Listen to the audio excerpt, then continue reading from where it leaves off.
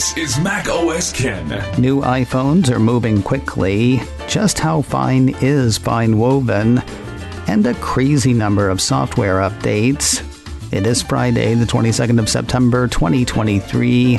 I'm Ken Ray, and this is news from macOS Ken, brought to you by yours truly and sponsored by Green Chef, the #1 meal kit for eating well. Go to greenchef.com/60MOK and use code 60MOK for 60% off plus free shipping. This show is also supported by people like you, patrons through Patreon. Find out more and add your support at patreon.com/macOSCan. For many of you, today is new iPhone day. If you think not, maybe check your email. I had notes from a couple of folks who say their iPhone is arriving ahead of schedule or on time. Joseph and Jason had similar stories. For Joseph, his iPhone 15 Pro Max order had been slated to arrive sometime between the 4th of October and the 9th. Then yesterday, he got a message from Apple saying his order had shipped and would arrive today, Friday, the 22nd of September. Almost identical was Jason's story. He says he got caught in the pre-order kerfuffle last Friday, wherein he could not get in when orders began. By the time his order did go through, he was looking at delivery between the 2nd of October and the 4th. Then yesterday, he got an email letting him know that his iPhone was set for delivery on Friday, the 22nd of September. What does all of this mean? Who the heck knows? Enjoy your new iPhone. With deliveries underway around the world, let's have a look inside. Not inside the box, you big silly. Inside the phone. Cult of Mac has word of the first teardown of iPhone 15 Pro that it has spotted. According to the piece, in a nearly 11-minute video, a reviewer from PBKreviews disassembles the iPhone 15 Pro handset piece by piece, explaining in detail which screws need unscrewing in which order and how to remove each piece. It's complex, but not too difficult to follow. Not surprisingly, the reviewer was turned on by the Pro phone's newfound accessibility. Prying off the glass panel and plate of the handset are said to have been relatively easy. That said, the repair review seems like kind of a mixed bag. According to the cult, PBKreviews gives organization and length of time for repairs a half a point out of a possible 2 points. Generally, how easy it is to find replacement parts gets a 2 out of 2. How easy it is to replace the screen gets a 2 out of 2. How easy it is to replace the battery gets a 1.5 out of 2. And how easy it is to replace other parts, charger port, etc., gets 1 out of a possible 2. Those seem to be best of all possible world scores, though. Seeming to argue against their own argument, the reviewer says when it comes to Apple, most parts are locked down, and even if you replace them, they're going to pop up some kind of error message or not work properly. It's that kind of behavior that led iFixit to rethink its reparability rating on iPhone 14 earlier this week. A year after giving that phone a 7 out of 10 in terms of reparability, iFixit this week dropped that to a 4 out of 10 due to factors like only being able to get parts from Apple and having to jump through hoops to make even those parts work. For its part, PBKreviews seems to have stuck with judging only the physical task at hand. They gave iPhone 15 Pro a sort of familiar-sounding reparability rating of 7 out of 10. If you want to size up such repair for yourself or play the There But For the Grace of God game, video of the PBKreviews teardown is available now on YouTube. You can learn more about what's going on with the battery in your iPhone 15 without having to go into your iPhone 15. A piece from my download blog says the latest communicators from Cupertino now show a battery cycle count. For the first time ever, says the piece, iPhone owners will be able to see not only the number of charge cycles, but also the manufacture date and date of first use of the device's lithium-ion battery. It's not 100% correct to say for the first time ever, though it is the first time it'll be easy. The iDownload blog piece says one used to have to hunt through analytics logs to get such info. It'll apparently now be available in settings for the iPhone 15 line.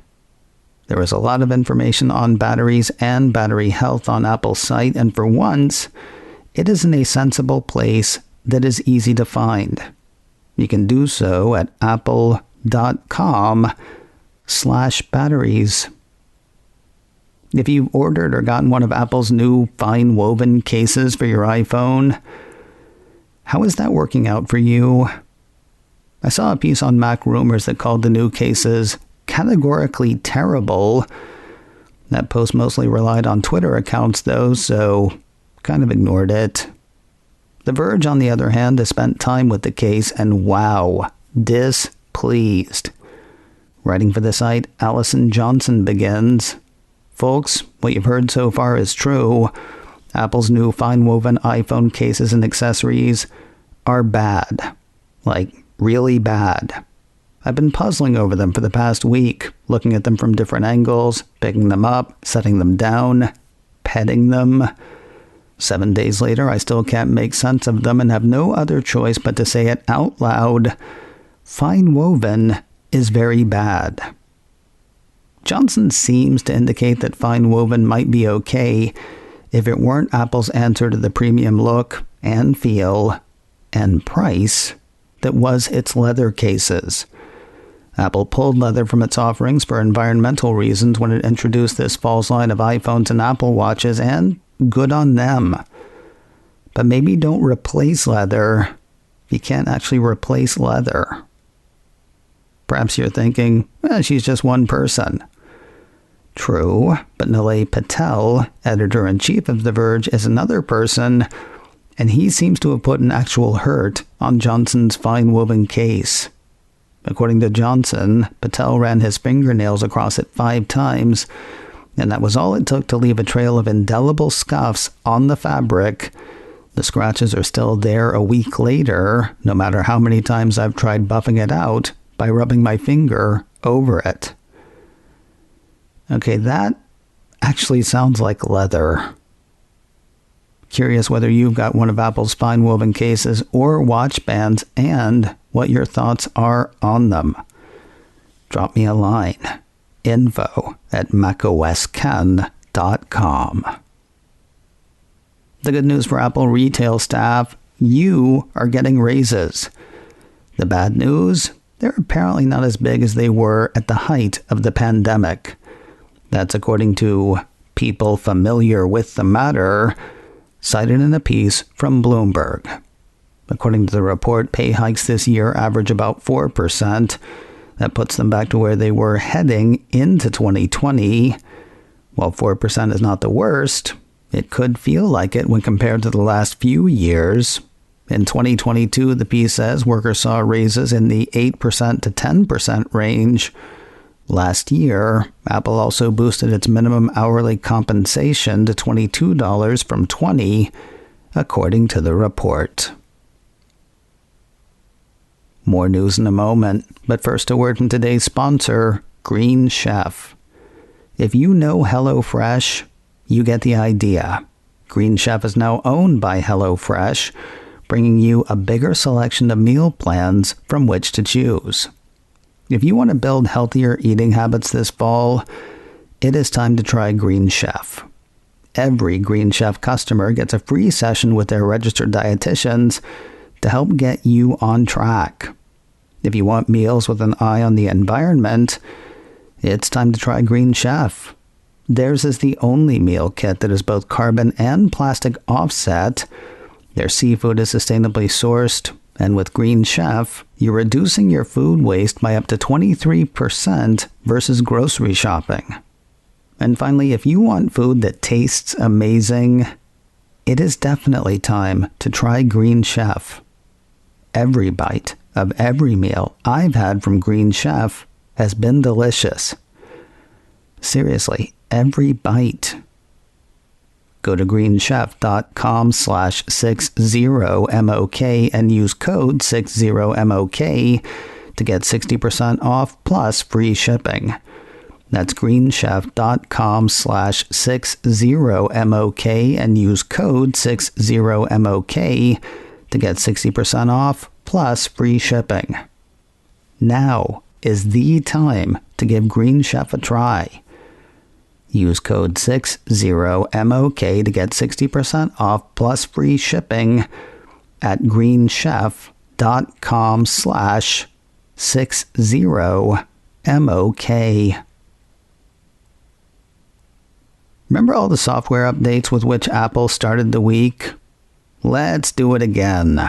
Mac Rumors says 3 days after the release of iOS 17 and its ilk, Apple on Thursday released iOS and iPadOS 17.0.1.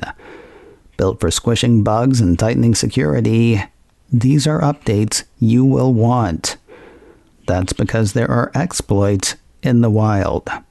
Addressing vulnerabilities with kernel, security, and WebKit, Apple's security note on the update says the company is aware of a report that this issue may have been actively exploited against versions of iOS before iOS 16.7. See also iOS and iPadOS 16.7. Made for iPhones and iPads that cannot or have not made the leap to this week's newness, Apple security notes for those say they address the same 3 vulnerabilities.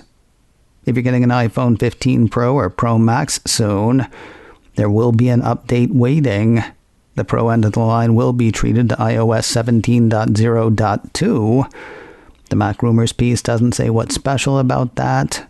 One assumes it addresses the same 3 security issues, as well as squishing bugs specific to this year's Pro and Pro Max. Are we done? Not nearly. Another piece from Mac Rumors says Apple has hit wearers of its watches with watchOS 10.0.1. Bug hunting and security fixin'. The note on Apple's security updates page has the update dealing with the same kernel and security vulnerabilities as the iOS and iPadOS updates. Same goes for the note on watchOS 9.6.3, also released on Thursday. Now are we done? Nearly, but not quite. Yet another piece from Mac Rumors had Apple releasing macOS Ventura 13.6 on Thursday. Want to guess what it does? Time's up. The update security note says it addresses the same 3 vulnerabilities in kernel, security, and WebKit addressed in the iOS and iPadOS updates. For Macs that have not made their way to Ventura, Apple has also released macOS 12.7. The security note for that says it deals with the kernel vulnerability addressed in the rest of the updates. And finally, working a tiny bit further back still, Apple on Thursday released Safari 16.6.1. Built for macOS Big Sur and macOS Monterey, Apple's security note on that says it addresses the same WebKit vulnerability found in most of Thursday's other updates. With well under a week until its release, a piece from Mac Rumors says developers now have access to the second release candidate for macOS 14 Sonoma. No word in the report on a release for public testers. The public release of Sonoma will be available to everyone who can run it next Tuesday, the 26th of September. You know, Thursday ended up being kind of a big update day for Apple. In addition to the myriad security updates and the Sonoma RC, the Cupertino company released updates for its productivity applications. Well, would you look at this? It is a piece from Mac Rumors saying that Apple on Thursday updated Pages, Numbers, and Keynote for iPhone, iPad, and the Mac. On the decidedly mobile side, new features include support for 3D objects in the USDZ format, the ability to add stickers, collaborating on documents through FaceTime, a new minimalist report template, and a whole lot more.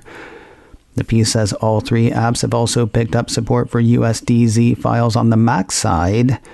Pages and Keynote for the Mac have also added the same themes and templates added to the iPhone and iPad. Pages, Numbers, and Keynote are free applications. Each is available now in their respective app stores. And finally today, if you're looking for a long read or two over the weekend, there are a couple of Apple-centric articles that stand out. A piece from the Wall Street Journal, and available through Apple News, promises to give readers a look inside Apple's spectacular failure to build a key part for its new iPhones.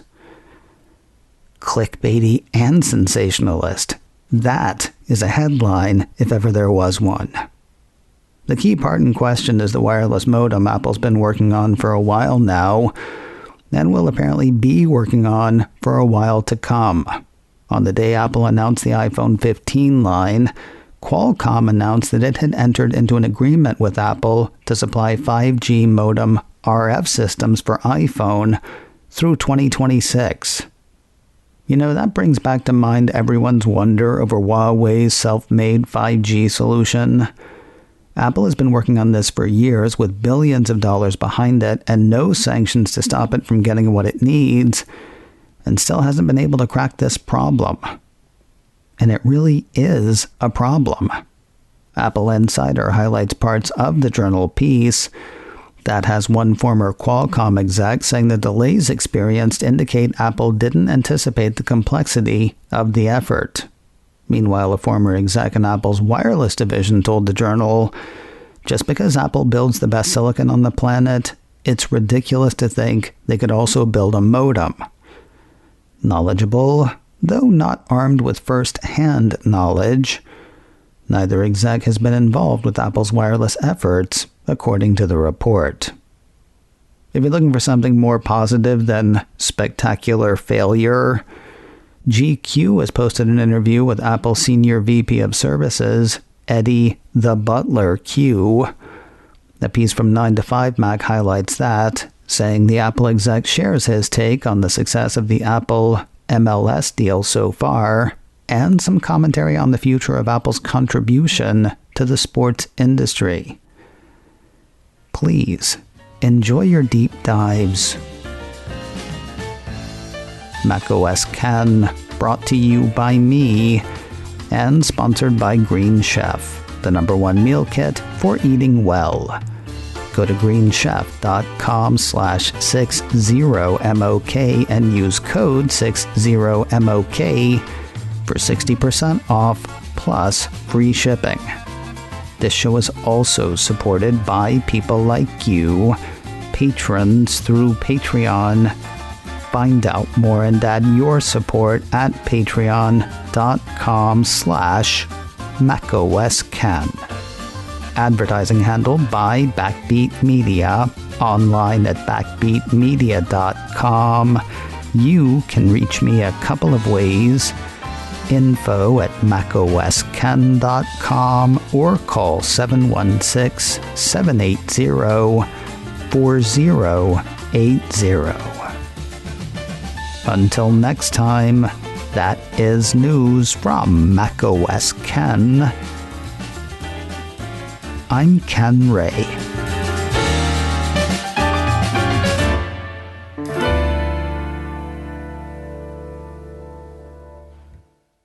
Ciao.